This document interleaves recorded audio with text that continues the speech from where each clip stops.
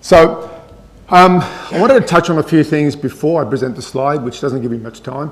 But Steve, is Steve in the audience? Steve, in relation to your conversations about enclaves and all these polarities that exist in the world, and I have to agree with you wholeheartedly, because in my travels I've found that this has been an ongoing problem for the last century. And but I have to admit, in the last 7 years, I've never ever seen such escalated growth in the breeding sector and in the training sector. And if you look at the Europeans currently, things have grown exponentially. So much so that I've been incredibly impressed with the results. And when you look at that, you realise that it existed because of the isolated countries around the world, particularly in Europe, like the Balkans, or East Germany, or West Germany, or the Czech Republic. I also realised that a lot of these realities that we see in the breeding and training world is a direct reflection of mindset. Does that make sense? So you look at the Czechoslovakian mindset, you look at the Serbian mindset, you look at the Greek mindset, you look at the Italian mindset, you look at all their mindsets, and their results are directly reflective of their mindset. So having seen that and realised that all these EU countries have united, things have grown exponentially, incredibly. But it's not existing in the UK, in the US, and in Australia. Would you agree? Anyone seen that? Yeah, I've seen it drastically. So let's move on. So there's a revolution occurring. We are witnessing a dog training revolution whereby traditional systems of dog training are being integrated with operant methods, creating the most powerful and humane systems of dog training ever in existence. In these elegant and tightly integrated systems, corrections are exploited to rapidly establish stimulus control over powerfully motivated behaviours.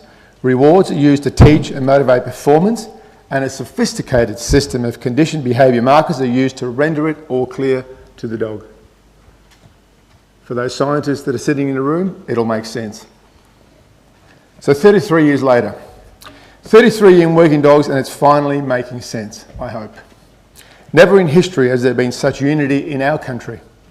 1980 to 2000 have been the most challenging years, not only in the working dog world, but in the dog world in general. Due to rivalry, insecurities, and the lack of science, our interpretation of behaviour was anecdotal and primarily based on distorted personal perception. This perception has filtered into our breeding and training systems, veterinary practices, general community, animal welfare groups, and the lawmakers, our politicians. Breeding and training results were largely based on trial and error, combined with pseudoscience and gut feeling. This distorted reality of breeding and behaviour is now at epidemic proportions, particularly in the UK, USA and Australian dog communities.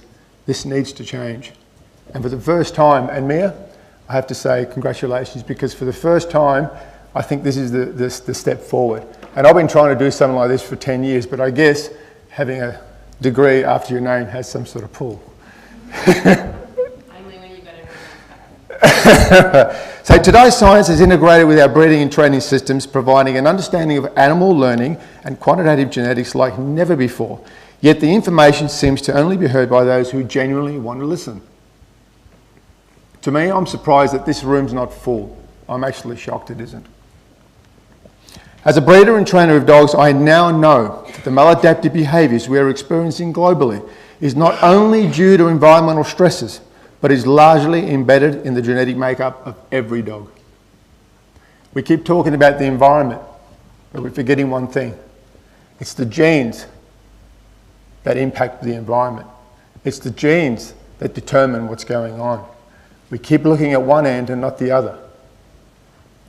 It has been proven time and time again that sensitiveness and fear, genetic tension as I call it, is highly heritable. Yet, what are the temperaments most people are breeding with? Fearful. And the typical reaction with humanity is, poor thing. I love my dog, poor thing.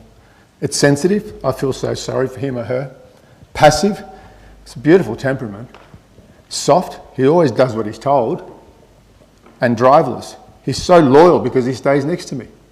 It's a typical explanation of what I see in the community.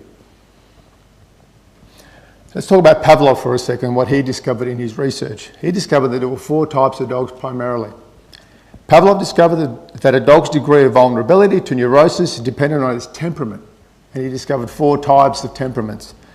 Sanguine, very active socially and uncomplicated and flexible dogs, which is a type of animal we're working with from the private sector with regards to breeding and training dogs. And the results are quite amazing.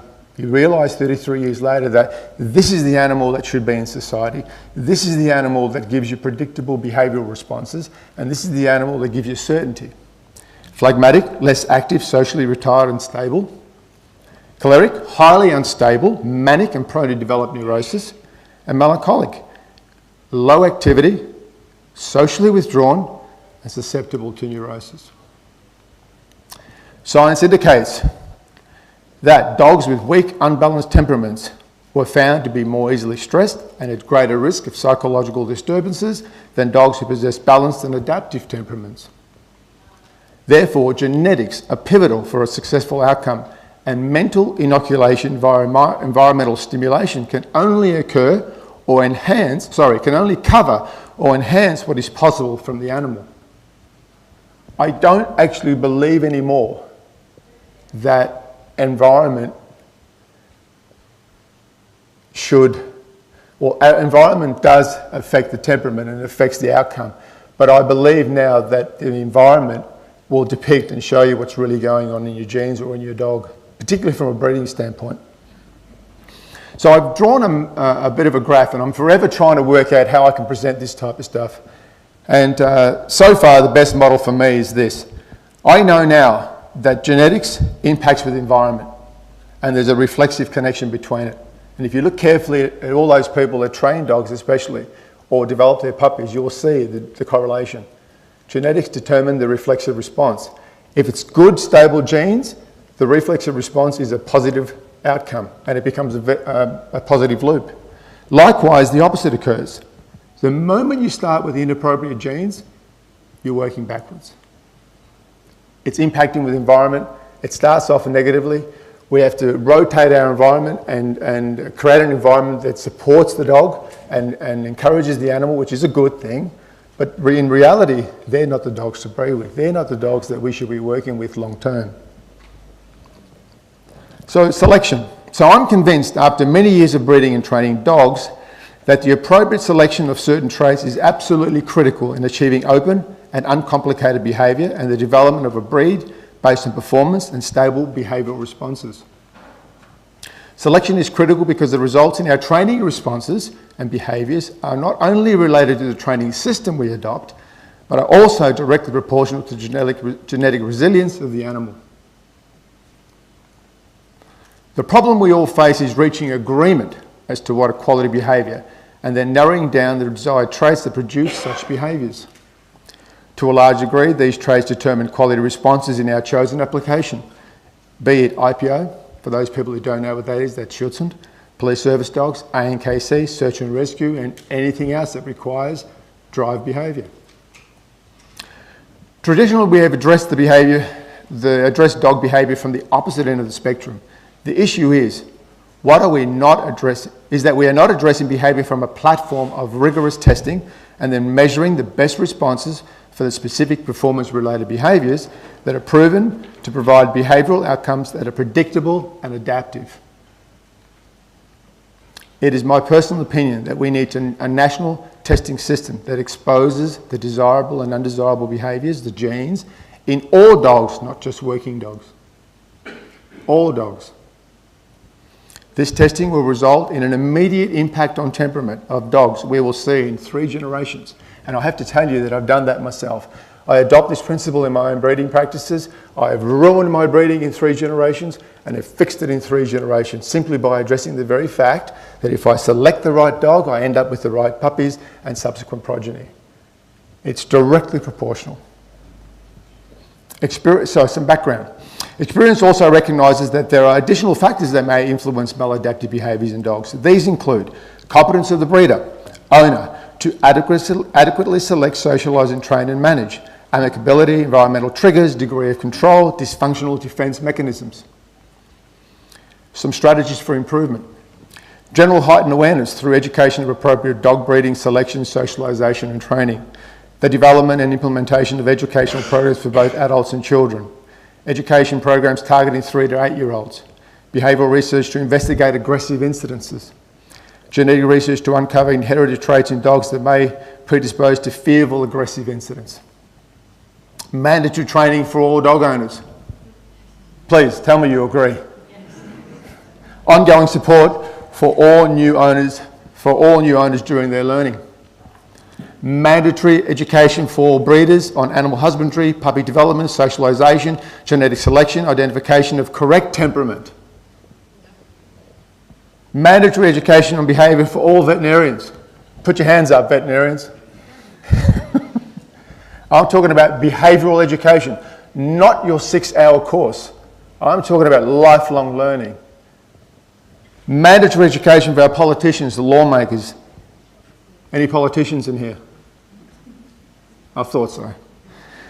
To help their decision-making processes. The breeder is the problem for me. It cannot be emphasised enough that it is the responsibility of breeders to ensure that all puppies are bred from rigorously tested stock and raised in environments which will assist them to attain their maximum innate potential through a strategic environmental interaction. The breeder must educate new owners and take full responsibility for their dogs if their dogs express health or genetic nervous tendencies. The breeder must ensure that the appropriate breeding partners are chosen, which must undergo rigorous emotional testing to establish behavioural volatility.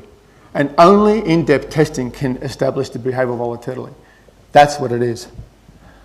I've always felt that, we'll talk about behavioural volatility for a second. I've always felt that canine aggression is one of the most difficult discussions to undertake due to the enormous complexity in canine behaviour. And you can all appreciate how complex this is over the last presentations. One of the main issues faced by everyone is that dog behaviour is fluid in nature and has a propensity for extreme volatility with dogs that don't have stable genetics and a balanced worldview. The opposite is true with dogs who have the appropriate genetics and social makeup. I've sat with countless dog trainers and behaviourists attempting to answer that mind-boggling question of how much impact does genetics and environment have on behaviour. You can imagine the disagreements. There are many still adamant that behavioural responses are largely impacted by environment.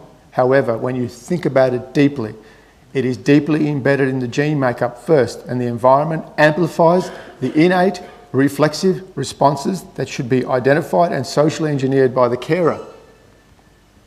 I am of the personal opinion now that the end result is determined by 100% genetic makeup and 100% environmental stimulation.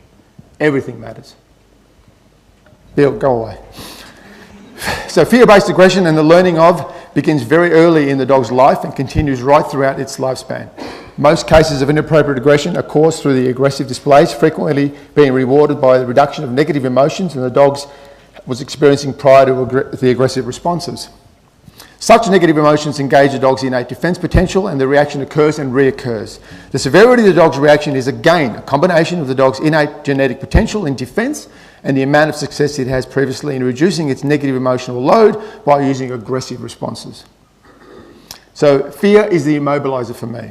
The only way to minimise fear is to breed with sound and tested dogs, non-sensitive dogs, robust and driven dogs, dogs that react positively to stress, dogs that have courage, dogs that have intense and not just high prey drive, but most important, another thing is dogs that have a hard, solid grip because tug games depict mindset reality.